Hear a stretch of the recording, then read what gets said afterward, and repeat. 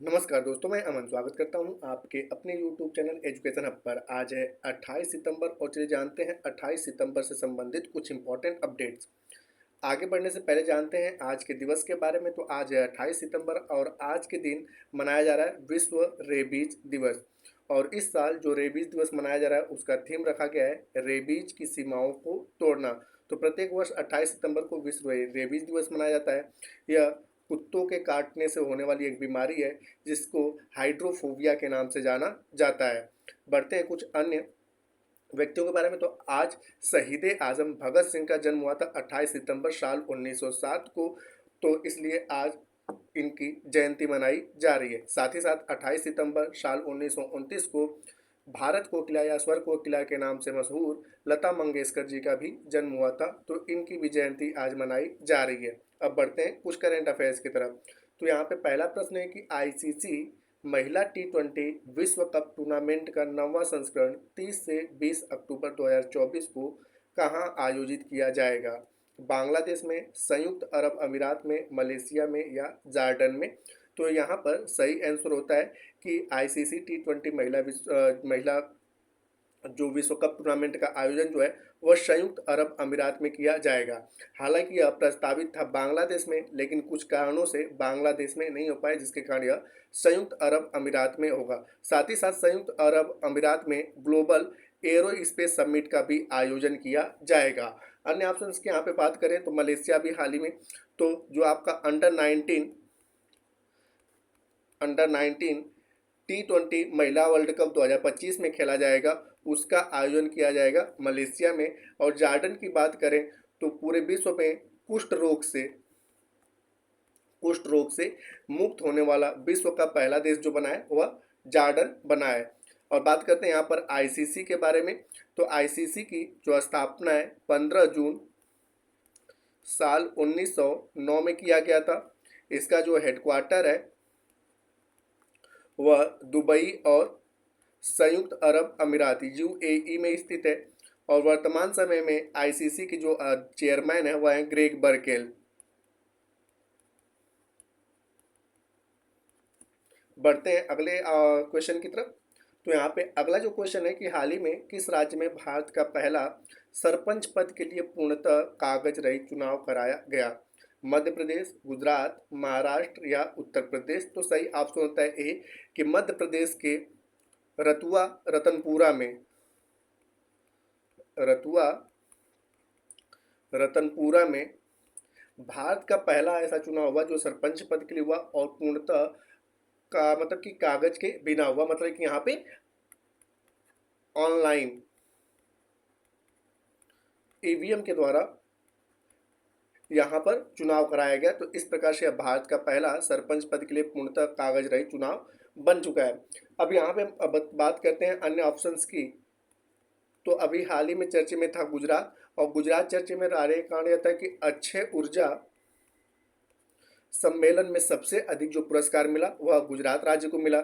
महाराष्ट्र की बात करें तो वर्तमान समय में भारत में सबसे अधिक जीडीपी देने वाला जो राज्य है वह महाराष्ट्र है। और उत्तर प्रदेश की बात किया जाए तो पहला एशियाई किंग वल्चर प्रजनन केंद्र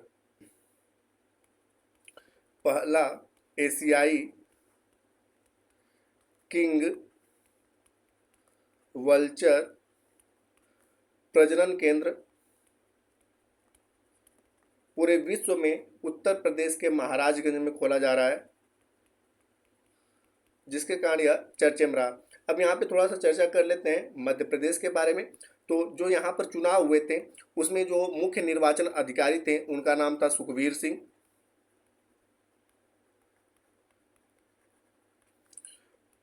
और यहाँ पर मध्य प्रदेश के जो मुख्य चुनाव आयुक्त थे उनका नाम था बसंत प्रताप सिंह। तो इन लोगों की देखरेख में यह पूर्णतः कागज रहित चुनाव हुआ। साथ ही साथ मध्य प्रदेश के अगर गठन की बात किया जाए तो मध्य प्रदेश का जो गठन है 1 नवंबर साल 1956 को इसका गठन हुआ था। इसकी राजधानी जो है भोपाल है और इसका जो सबसे बड़ा शहर है वह है इंदौर। मध्य प्रदेश की जो विधानसभा है वह एक सदनीय है।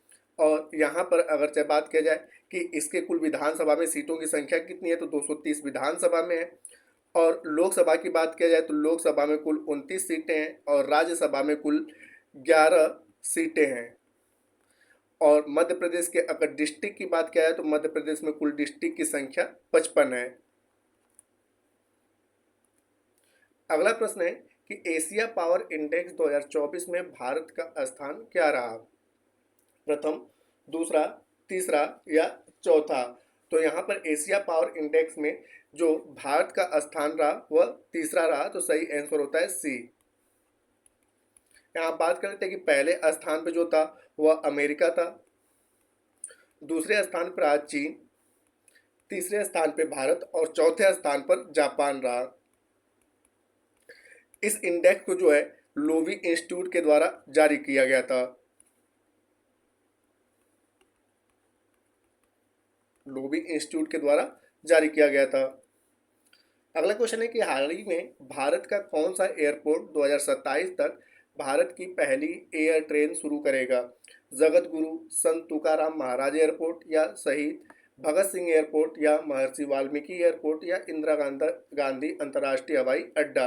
तो यहाँ पर सही आंसर होता है कि इंदिरा गांधी अंतर्राष्ट्रीय हवाई अड्डा साल 2027 तक पहली एयर ट्रेन शुरू करेगा। यह दिल्ली में स्थित है।